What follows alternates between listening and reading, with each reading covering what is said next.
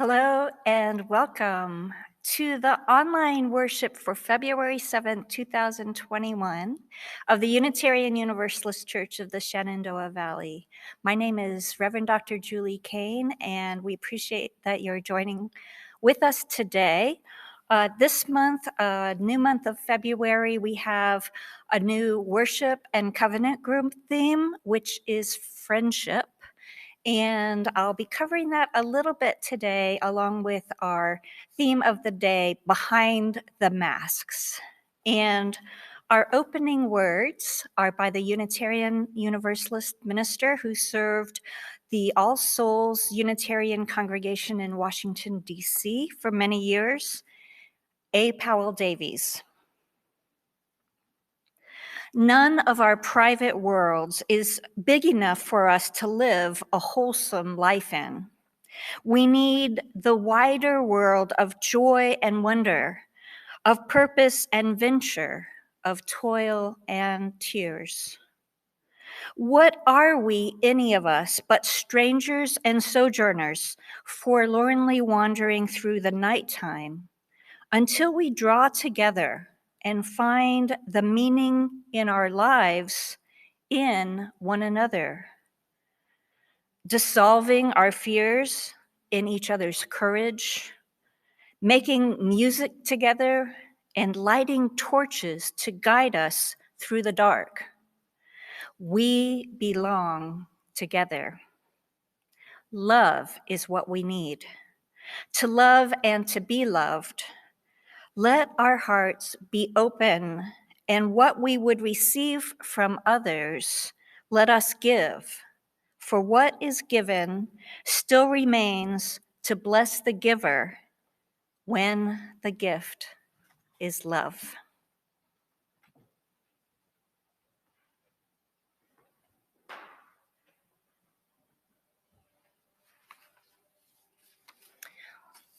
Welcome, everyone. On behalf of the entire congregation, I welcome you to the Unitarian Universalist Church of the Shenandoah Valley.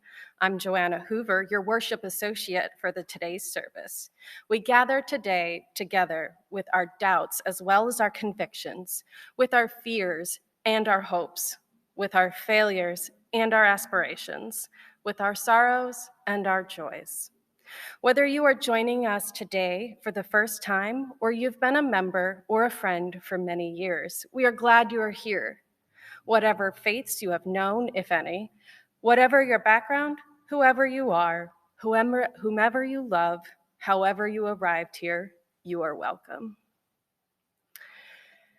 Now, as Sal Vasta comes forward, let us all say together from our homes the words for lighting our chalice. In the light of truth and in the warmth of love, we gather to seek, to sustain, to share. And I invite you to join with me as we say our covenant. Love is the spirit of this church, the quest for truth, its sacrament, to dwell together in peace, to seek the truth in freedom, and to help our neighbor. To these ends, we covenant one with another.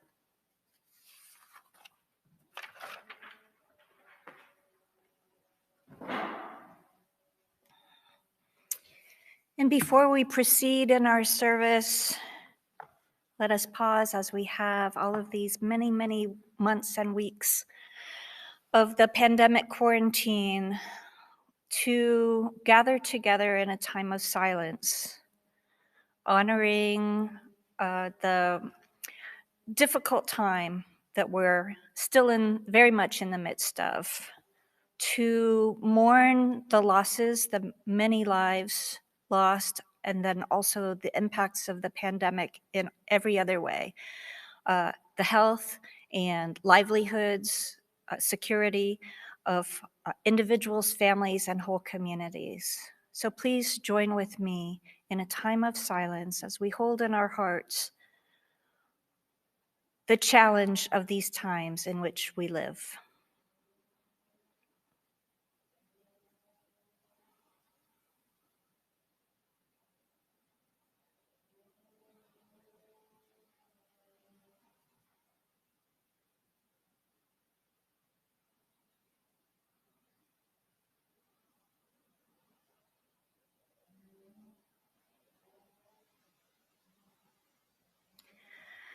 May courage and compassion guide our hearts as we mourn all of these losses and bravely face the coming days. Amen. Our words of reflection today are by Penny Hackett Evans. Each of us brings a separate truth here. We bring the truth of our own life, our own story. We don't come as empty vessels, but as full people, each with our own story and our own truth. We seek to add to our truths and add to our stories. This room is rich with truth, rich with experience. All manner of people are gathered here, needy, joyful, frightened, anxious, bored. We all bring our truth with us. May we all recognize the truth and the story in lives other than our own. May we hear and honor the truths that we all bring as we gather together. Together we have truths, together we have a story, together we are a community.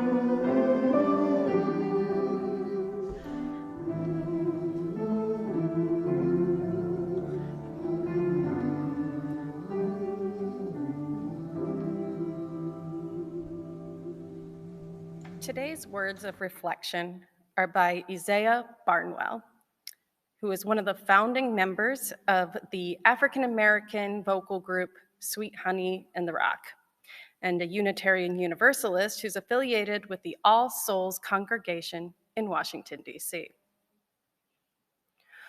Would you harbor me? Would I harbor you? Would you harbor me? Would I harbor you? Would you harbor a Christian, a Muslim, a Jew, a heretic, a convict, or spy? Would you harbor a runaway woman or child, a poet, a prophet, a king? Would you harbor an exile or a refugee, a person living with AIDS? Would you harbor a Tubman, a Garrett, a Truth, a fugitive, or a slave? Would you harbor a Haitian, Korean, or Czech, a lesbian, or a gay? Would you harbor me? Would I harbor you? Would you harbor me? Would I harbor you?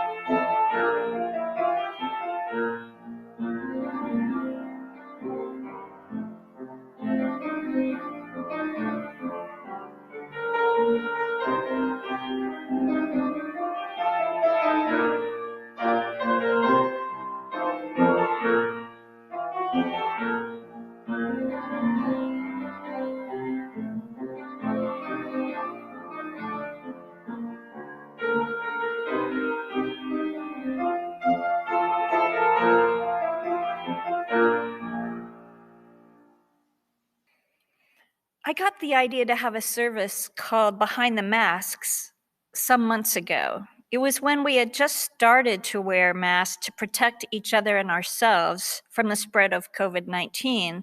And I was hearing from a few people around the same time this very same thought. When we want to show someone we are smiling, we have to actually smile more fully and with our eyes in order for them to see that we are smiling behind our masks.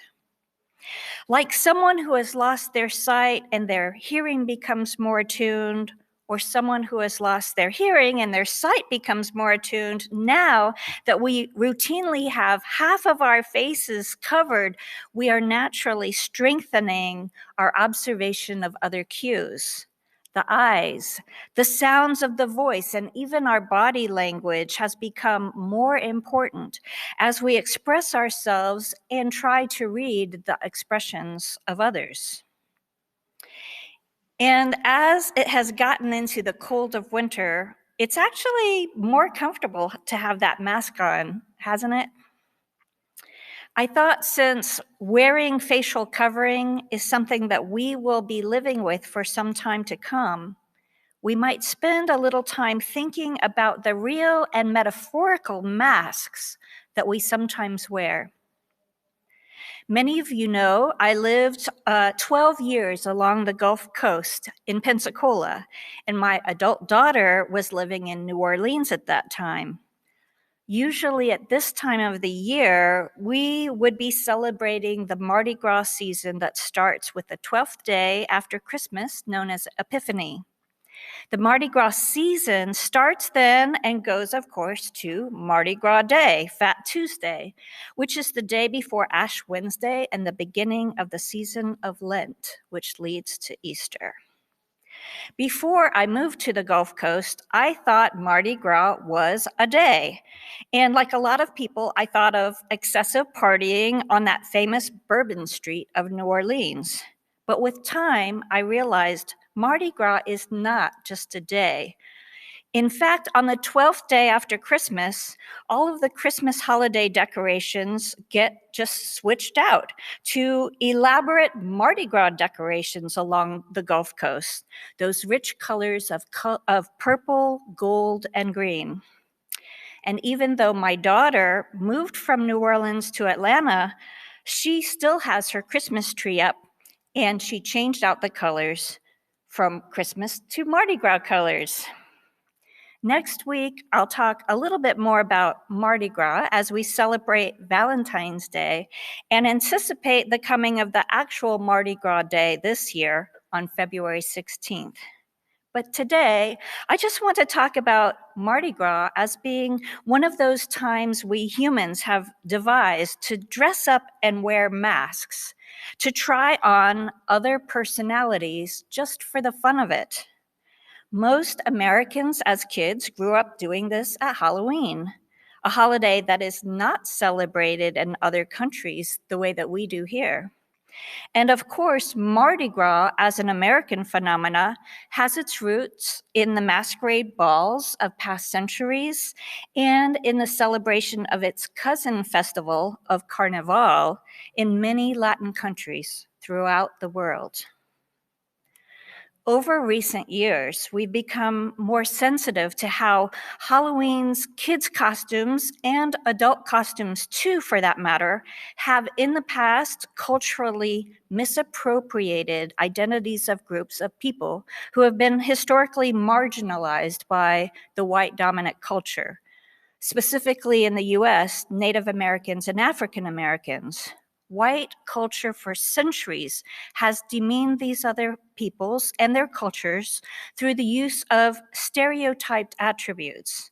The savage Indian warrior or the Indian maiden princess, the Black music or athletic celebrity or its forerunner, the minstrel characterized by blackface.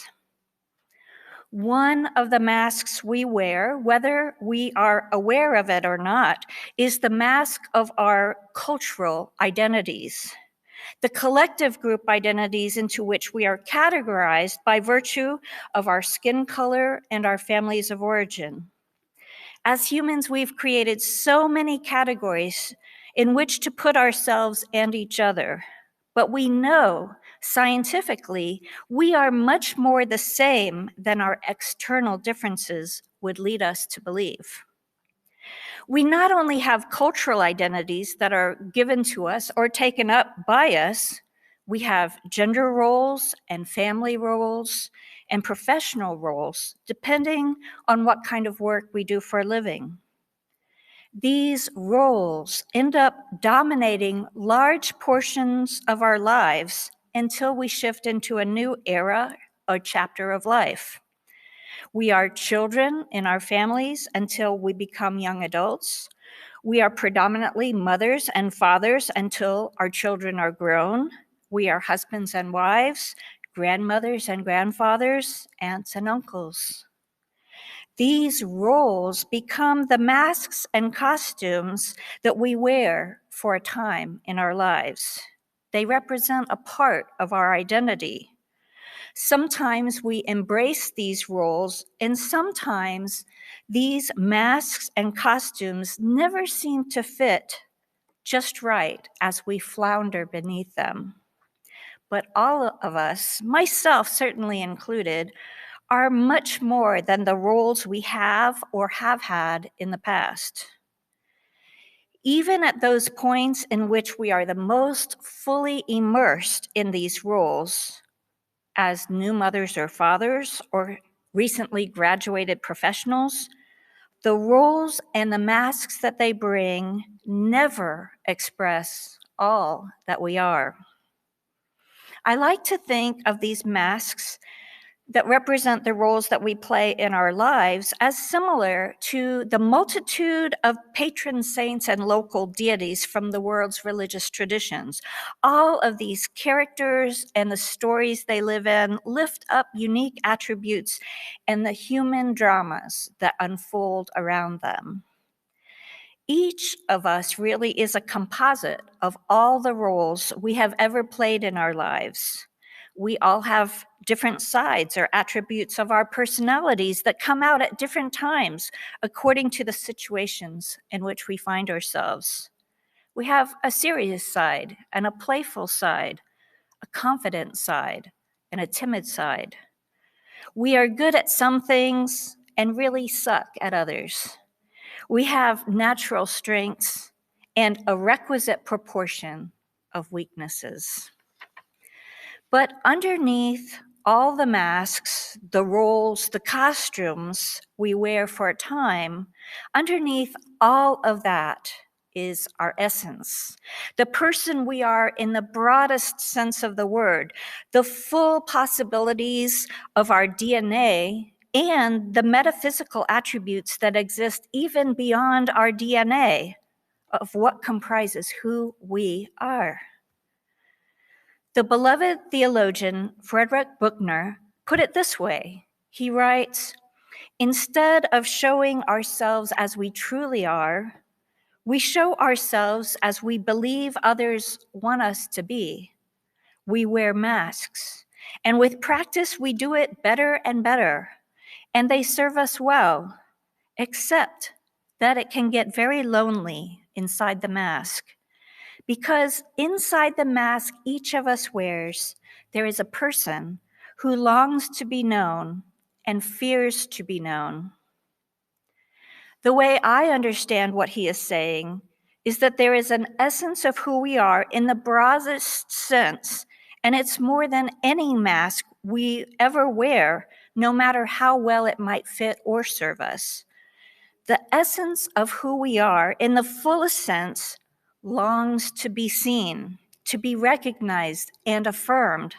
And yet, because it is the deepest part of us, we feel protective of the possibility that we might remain unseen or perhaps misidentified.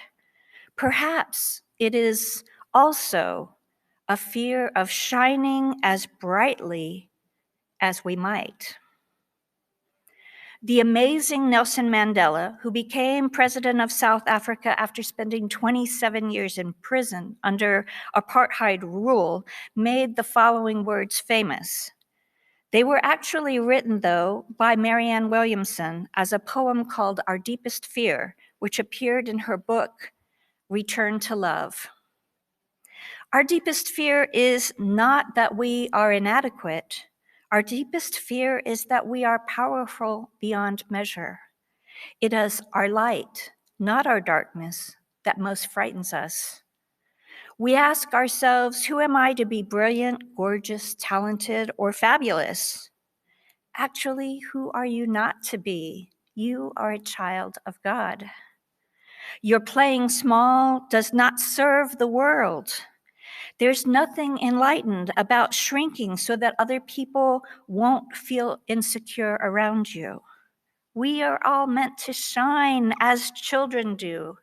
We were born to make manifest the glory of God that is within us.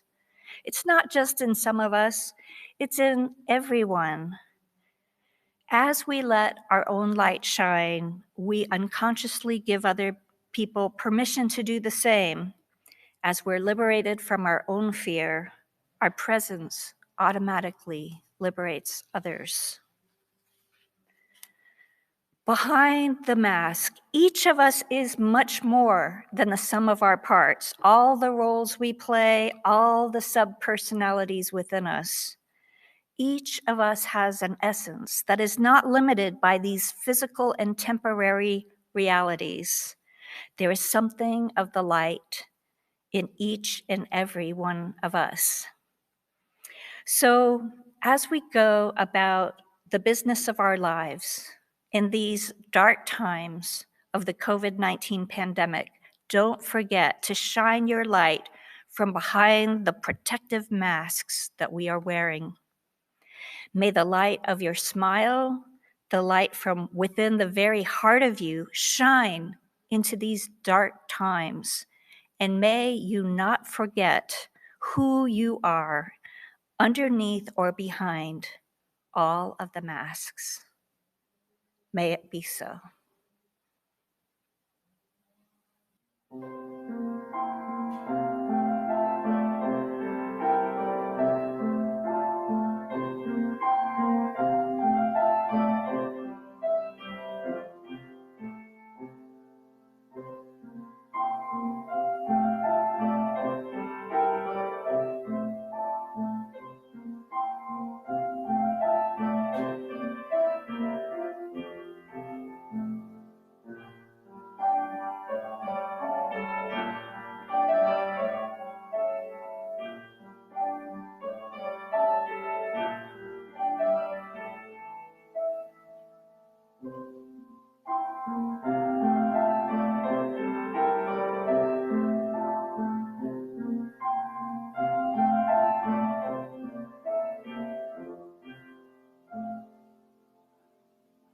As Sal extinguishes the flame, let us say together from our homes the words for extinguishing our chalice.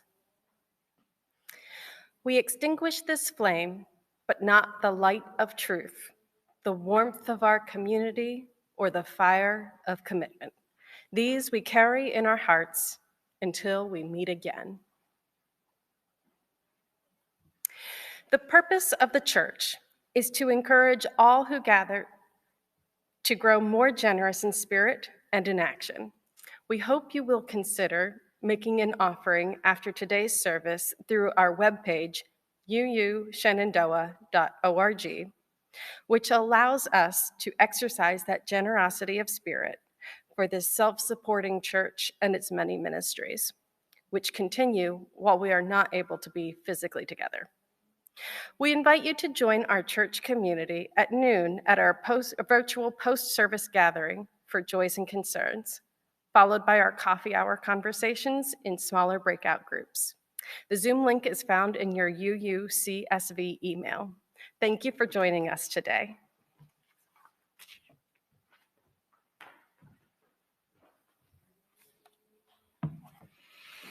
Our closing words today are by the two Unitarian Universalist ministers, Pamela Romancic and Leslie Takahashi. Why community? To remember that one is not a whole number, that we need both roots and wings, that strength comes from relationship and mutuality, that we know life in and through one another. Here in this place of peace, may we find hope. Here in this place of connection, may we find life-giving community. Here in this place of rest, let the unrest of our hearts turn us toward justice.